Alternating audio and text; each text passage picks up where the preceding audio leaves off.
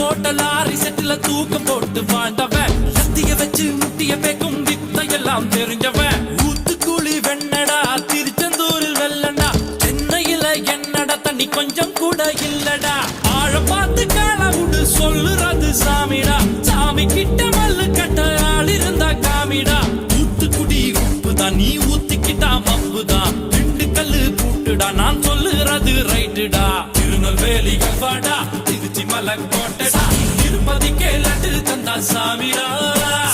இருட்டு கட்ட அல்வாடா இட்லி கட்ட ஆயாடா உருட்டு கட்ட சத்தம் கேட்டா சாமிடா